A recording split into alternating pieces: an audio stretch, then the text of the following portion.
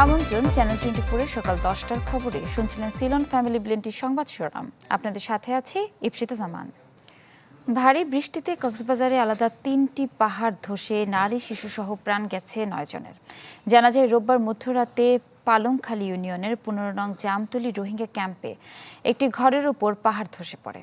এতে মাটি চাপায় কামাল হোসেন, তার স্ত্রী হুমায়রা ও শিশু আনাসের মৃত্যু হয়। অন্যদিকে 7 নম্বর রোহিঙ্গা ক্যাম্পে পাহাড়ি ঢলের চাপায় আরও এক শিশুর মৃত্যু হয়েছে। এছাড়াও শেষ রাতে বালুখালীর 11 নং রোহিঙ্গা ক্যাম্পে পাহাড় ধসে নারী ও শিশুসহ আরও 4 জনের মৃত্যু হয়। আর ভোরে কক্সবাজারের ঘোনা এলাকায় পাহাড় ধসের ঘটনা ঘটে। এ সময় একই পরিবারের 3 জন চাপা পড়ে। পরে তাদের উদ্ধার করে হাসপাতালে নেওয়া হলে একজনের মৃত্যু হয়। আবহাওয়া অফিস জানিয়েছে বৃষ্টিপাত বেড়ে গেলে পাহাড় ধসের সংখ্যাও বাড়বে। 3টার দিকে দেখতেছি যে হঠাৎ করে পাহাড় পড়ছে। আমরা দৌড়ায় বাহির হয়েছি।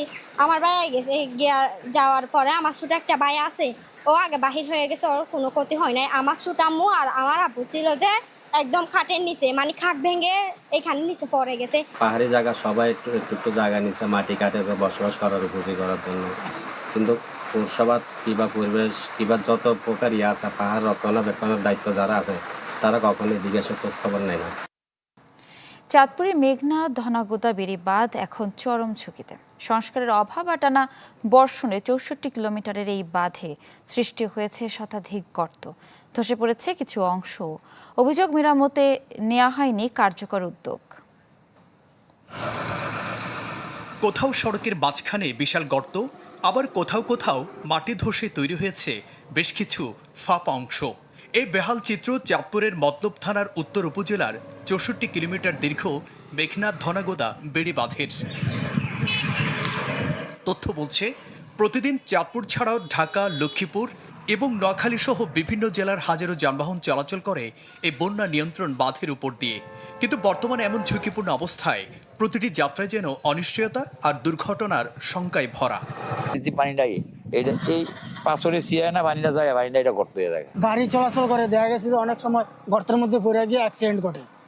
সবচেয়ে বেশি ঝুঁকিতে রয়েছেন আমিরাবাদ, মোহনপুর, সাতনল, শিকিরচর, এখলাসপুর এবং জনতাবাজার এলাকার বাসিন্দারা। বৃষ্টি হলে এসব অঞ্চলে বাড়ে আতঙ্ক, কেননা কোনো কারণে বাঁধ ভেঙে গেলে এখানকার বাড়িঘর বিলীন হবার পাশাপাশি ক্ষয়ক্ষতি হবে ফসলি জমিরও। কৃষি ফসল অনেক জমি জমা আছে, এগুলি ক্ষতিগ্রস্ত হওয়ার সম্ভাবনায় আশঙ্কায় আমরা আছি। যেন বেড়িবাঁধরা আপনার সুন্দর মতন মেরামত করে। চাঁদপুরের মেঘনা ধনাগোদা বেড়িবাঁধ দ্রুত সংস্কারের তাগিদ বিশিষ্টজনদের। আমাদের পরামর্শ হলো যে এই সারা বছরই যাতে এই ছোট ছোট গর্তগুলা যাতে ফিল আপ করা যায়, এগুলা মেনটেন্যান্সের আওতায় আনা হয়। দুর্ঘটনা এড়াতে এরই মধ্যে কিছু কিছু এলাকায় সতর্ক নিশানা দিয়েছে পানি উন্নয়ন বোর্ড। এছাড়া বন্যা নিয়ন্ত্রণ বাঁধ রক্ষার উদ্যোগ নেওয়ার কথাও জানায় তারা। আমরা বিষয়টি অবগত আছি। আমি অলরেডি ইনস্ট্রাকশন দিয়েছি এই গর্তগুলা ফিল আপ করে দেওয়ার জন্য, এবং যাতে যান চলাচলের কোনো অসুবিধা না হয়। 1987-88 সালে বাংলাদেশ সরকার ও এডিবির অর্থায়নে নির্মিত হয় মেঘনা ধনাগোদা সেচ প্রকল্প, যার আওতায় তৈরি হয় এই বেড়িবাঁধ। প্রায় 32,000 একর কৃষিজমি রক্ষার পাশাপাশি এই বেড়িবাঁধ দক্ষিণাঞ্চলের গুরুত্বপূর্ণ যোগাযোগ পথ। Desk report, channel 24।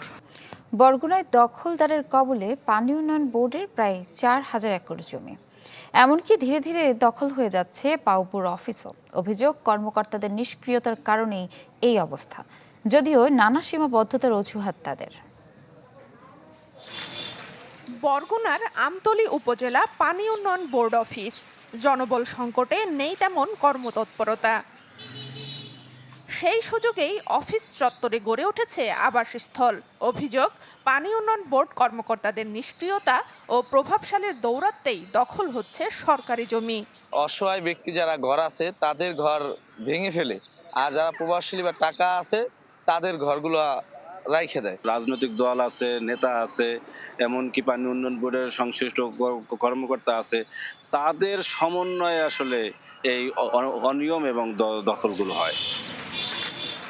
1960 সাল থেকে এই জেলায় 10,718 একর জমি অধিগ্রহণ করেছে পানি উন্নয়ন বোর্ড, যার 1/3 এখন অন্যের দখলে।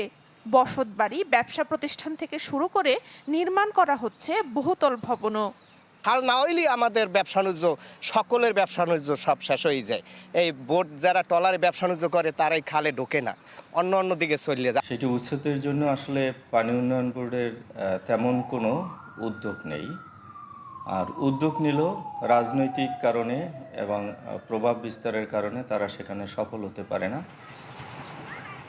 যদিও পানি উন্নয়ন বোর্ডের দাবি জায়গা দখলের চেষ্টা আইনি প্রক্রিয়ায় বন্ধ করা হচ্ছে, কিন্তু মামলা জটিলতা ও জনবল সংকটে বেগ পেতে হচ্ছে তাদের। আমাদের জনবল স্বল্পতা আছে।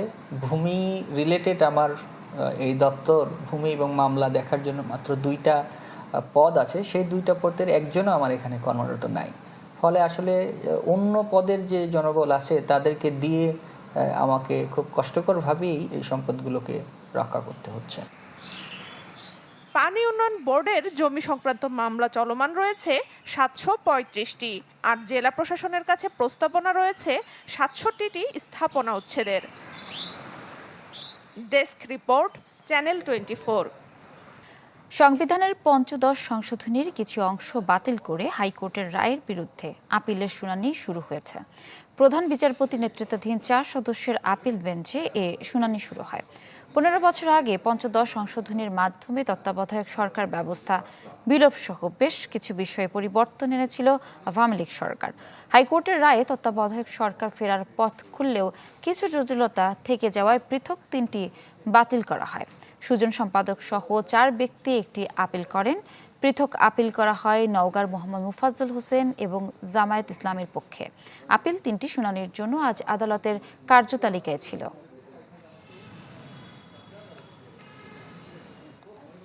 আন্তর্জাতিক প্রসঙ্গ, আয়াতুল্লাহ আলী খামেনিকে শেষ শ্রদ্ধা নিবেদনে দুদিনের অনুষ্ঠান শেষ হয়েছে। আজ তেহরানে শোক যাত্রায় অংশ নেবে লাখো মানুষ। জানা যায় খামেনির সন্তানরা উপস্থিত থাকলেও উত্তরসূরি মুস্তফা খামেনিকে প্রকাশ্যে দেখা যায়নি। এদিকে যুক্তরাষ্ট্রের মধ্যস্থতায় যুদ্ধবিরতি চুক্তি সত্ত্বেও দক্ষিণ লেবাননের নাবাতিয়ে এলাকায় বিমান হামলা চালিয়েছে ইসরায়েল। এছাড়া গাজায় ড্রোন হামলায় প্রাণ হারিয়েছেন 2 ফিলিস্তিনি।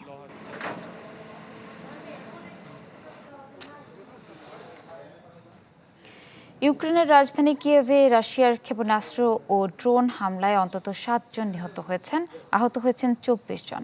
সোমবার স্থানীয় সময় ভোরে চালানো হামলায় ক্ষতিগ্রস্ত হয় বেশ কয়েকটি আবাসিক ভবন ও স্থাপনা। কিয়েভের মেয়র জানান, উদ্ধারকর্মীরা ধ্বংসস্তূপে আটকে পড়াদের উদ্ধারে কাজ করছেন। শহরের পদিলস্কি এলাকায় একাধিক আবাসিক ভবনে চালানো হয় হামলা। দার্নিস্কি এলাকায় বহুতল ভবনে ড্রোনের ধ্বংসাবশেষের আঘাতে নিহত হন 2 জন। সম্ভাব্য নিরাপত্তা ঝুঁকির কারণে সাময়িকভাবে যুদ্ধবিমান মোতায়েন করে প্রতিবেশী দেশ পোল্যান্ড।